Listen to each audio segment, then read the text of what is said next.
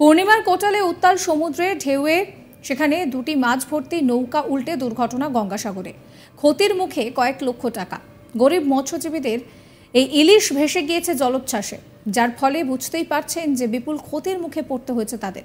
যেটা জানা যাচ্ছে যে এই ক্ষতির পরিমাণ লক্ষ লক্ষ টাকা।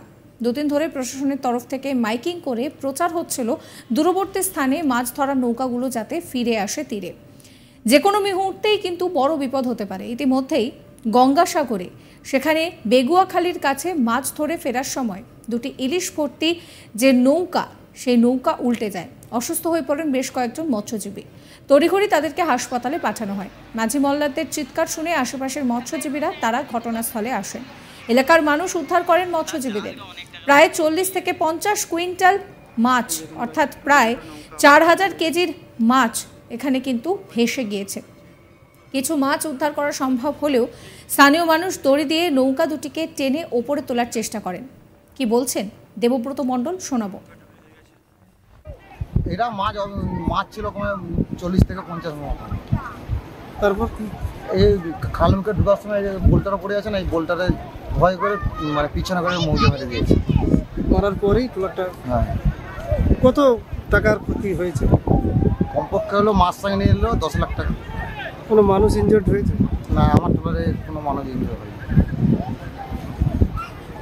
পাশে একটা যে বডি ছিল ওই বডিটার দুজন অসুস্থ হয়েছে। কোথায় ওখানটা? মানে ওর বাড়ি কোথায়? না, ওরা কোথায় এখন? দুজন হসপিটালে গেছে। মাছ ভালো হয়েছে? হ্যাঁ, ওরও মাছ ছিল।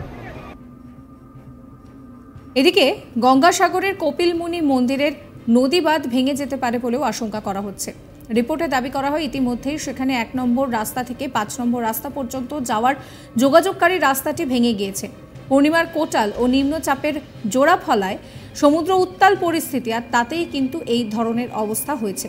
এই আবহে গঙ্গাসাগরে কপিলমুনির মন্দিরের সামনে যে সকল অস্থায়ী দোকান রয়েছে সেগুলিকে সরিয়ে অন্যত্র নিয়ে যাওয়ার জন্য মাইকিং করা হচ্ছে। ইতিমধ্যেই বহু অস্থায়ী দোকান জলের তোড়ে ভেসে গিয়েছে। এদিকে প্রতি বছর গঙ্গাসাগর মেলার সময় কোটি কোটি টাকা ব্যয় করে গঙ্গাসাগরের নদী বাঁধ মেরামত করা হয়। তবে প্রতি বছর বর্ষার কোটালে সমুদ্র উত্তাল হয়ে পড়ে এবং তারপরেই কিন্তু এই ভাঙনের আশঙ্কা তৈরি হয়। এই নিয়ে আমার কালিক প্রসেনজিৎ সাহার একটি রিপোর্ট দেখাবো। পূর্ণিমার ভরা কোটালের জেরে গত কয়েকদিন ধরেই দক্ষিণ 24 পরগনার বিভিন্ন নদী এবং সমুদ্র উপকূলবর্তী এলাকায় প্রবল জলোচ্ছ্বাস লক্ষ্য করা যাচ্ছে। সোমবার সকালে প্রবল জলোচ্ছ্বাসের মধ্যে পড়ে মৎস্যজীবীদের দুটি নৌকা কার্যত ডুবে গেল সাগরের বেগুয়াখালী এলাকায়।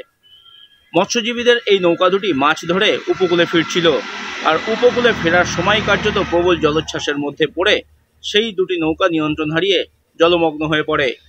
এই দুটি নৌকাতে যে সমস্ত মৎস্যজীবীরা ছিলেন তারাও কার্যত জলমগ্ন হন, কিন্তু আশপাশে যে সমস্ত ট্রলার বা মৎস্যজীবীদের অন্যান্য নৌকো ছিল তারাই কার্যত এই সমস্ত ডুবন্ত মৎস্যজীবীদেরকে সেখান থেকে উদ্ধার করেন। অন্যদিকে এই নৌকাতে প্রায় 50 কুইন্টালের মতো ইলিশ মাছ সহ অন্যান্য মাছ ছিল, সেগুলোও কার্যত জলমগ্ন হয়ে পড়ে। আর এর জেরেই কয়েক লক্ষ টাকার ক্ষতি হয়েছে বলে দাবি মৎস্যজীবী মহলের। গত কয়েকদিন ধরেই বঙ্গোপসাগরে প্রবল জলোচ্ছ্বাস দেখা দিচ্ছে, আর সেই জলোচ্ছ্বাসের কারণে বিপদ ঘটতে পারে উপলব্ধি করতে পেরেই মৎস্য দপ্তরের তরফ থেকে এবং উপকূলরক্ষী বাহিনীর তরফ থেকে মাইকিং করা হচ্ছিল এলাকায়, যাতে মৎস্যজীবীরা গভীর সমুদ্রে মাছ কাঁকড়া ধরতে না যান সেই বার্তা দেওয়া হচ্ছিল। এমনকি যে সমস্ত মৎস্যজীবীদের ট্রলার গভীর সমুদ্রে ইলিশ মাছ ধরতে বা অন্যান্য মাছ ধরতে গিয়েছেন তাদেরকেও উপকূলে ফিরে আসার জন্য বার্তা দেওয়া হচ্ছে বারে বারে। আর এই বার্তা পেয়ে যখন মৎস্যজীবীরা ফিরছিলেন তখনই তাদের মধ্যে দুটি মাছ ভর্তি নৌকা তারা কার্যত উল্টে যান উপকূলের ঠিক একটু আগেই। প্রবল জলোচ্ছ্বাসের কারণেই কার্যত এই মৎস্যজীবীদের মাছ ধরার নৌকা দুটি ডুবে গিয়েছে, এমনটাই দাবি মৎস্যজীবী মহলের। আর এর জেরেই কয়েক লক্ষ টাকার ক্ষতির সম্মুখীন হয়েছেন তারা। তবে সমস্ত মৎস্যজীবীদেরকেই কার্যত উদ্ধার করা সক্ষম হয়েছে এবং তাদেরকে উদ্ধার করে স্থানীয় হাসপাতালে চিকিৎসার জন্য ভর্তি করা হয়েছে। অন্যদিকে এই প্রবল যে জলোচ্ছ্বাস এবং নিম্নচাপের যে সৃষ্টি হয়েছে বঙ্গোপসাগরে, তার জেরে যে সমস্ত মৎস্যজীবীরা এখনো পর্যন্ত রয়েছেন সমুদ্রে তাদেরকে অতি শীঘ্রই উঠে আসতে বলা হচ্ছে, তাদেরকে অতি শীঘ্রই উপকূলে ফিরতে বলা হচ্ছে প্রশাসনের তরফ থেকে।